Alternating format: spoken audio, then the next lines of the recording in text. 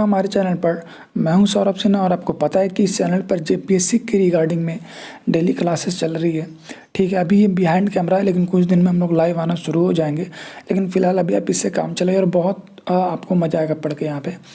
ठीक है, तो यहाँ पे आज हम पढ़ने वाले हैं मांझी परगना शासन व्यवस्था। आपको पता है कि जनजाति शासन व्यवस्था पढ़ रहे हैं, ऑलरेडी 3 वीडियो अपलोड हो चुके हैं, ये चौथा वीडियो होगा। तो ये मांझी परगना शासन व्यवस्था आज हम पढ़ने वाले हैं। कैसे पढ़ेंगे, और मैंने अगर आप मेरा नोट्स देखेंगे तो मैंने इसे बहुत ही फ्लो चार्ट डायग्राम में बना के यहाँ पे दिखाया है, तो आप इसको आसानी से याद कर पाएंगे। ठीक है, तो सबसे पहला इसमें क्या है कि संथाल से संबंधित है और संथालों ने इसको कहाँ से अपनाया है, सौरिया पहाड़ी। ठीक है, याद रख लेंगे, कोई दिक्कत नहीं होनी चाहिए। 2 चीज़ यहाँ से याद रखना है। अब यहाँ पे देखिए कैसे याद रखना है आपको, कि कैसे आपको फ्लो चार्ट बना करके यहाँ पे आपको आप ज़्यादा से ज़्यादा याद रख सकते हैं। तो मांझी परगना में सबसे पहले इसका हेड कौन होगा, जो गांव का प्रधान कहलाता है वो मांझी होता है। ठीक है, इसके पास दोनों ही पावर होती है, एडमिनिस्ट्रेटिव और जुडिशियल पावर दोनों होगी। लेकिन जुडिशियल पावर में इसके पास सिर्फ एक फौजदारी मामला होगा, बस ये जान लीजिए।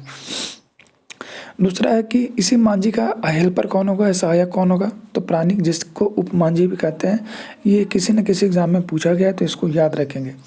जोग मांझी की बात करें तो जोग मांझी कौन होगा, उसके पहले पढ़ लेते हैं गोड़ाइत। गोड़ाइत कौन है कि इसी मांझी का सचिव होगा, जो संदेश वाहक की तरह काम करेगा, और इसी गोड़ाइत का एक सहायक होगा जिसे जोग मांझी कहते हैं, जो उप सचिव कहलाता है।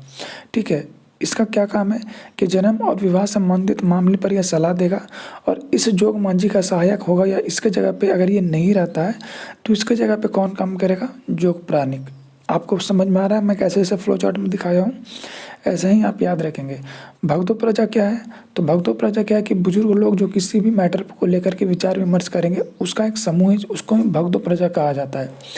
इम्पॉर्टेंट ये है कि जितने भी इस शासन व्यवस्था में, मांझी परगना शासन व्यवस्था में जितने भी यहाँ पे आपको नाम दिखेंगे, सबको ज़मीन मिलती है, सबको भूमि दी जाती है, लेकिन एक मात्र यही है भगदो प्रजा जिसे ज़मीन नहीं मिलती है। लाशें टंगाए क्या है, एक डिफेंस से संबंधित है। ठीक है, डिफेंस में आपको पता है कि लाश गिर जाती है, लाश बीत जाती है, लड़ाई होती है, तो वहाँ से इसको आप याद रख सकते हैं। इसके बाद मैंने नीचे भी यहाँ पर दिखाया है इस तरीके से। यहाँ पे आप देख सकते हैं चौकीदार, चौकीदारी का काम करेगा। नायके का ये भी इम्पोर्टेंट है, इसको आप लोग थोड़ा ध्यान में रखेंगे। नायके का काम क्या है, एक धार्मिक प्रधान है, ये पुजारी का काम करता है, और इसका सहायक होगा कोडाम नायके, जो एक तरीके से इसका हेल्पर होगा। ठीक है, फिर आपको यहाँ पे याद रखना है देश मांझी, कितने गाँवों का समूह है, या मोड़े मांझी 5 से 8 गाँव का, परगनैत 15 से 20 गाँव का, दिसुम परगना परगनैतों का यह समूह होता है। तो इतनी चीज़ें आपको याद करनी है। ठीक है, और आप देखेंगे 5 मिनट में आप बहुत कुछ यहाँ पे पढ़ लेंगे, तो इस तरीके से ही ख़त्म करेंगे इस चीज़ को। फिर यहाँ पे पढ़ना आपको सज़ा के बारे में। सज़ा के बारे में क्या पढ़ना है कि सज़ा भी दी जाती है। बिटलाहा सबसे हार्ड एंड टफ होता है, कठोर है ये। अगर ये सज़ा दी जाती है तो सबसे कठोर ये होती है कि किसी व्यक्ति को गांव से निकाल दिया जाता है, अगर, और ये मेनली यौन अपराधों से संबंधित मामलों को ये देता है।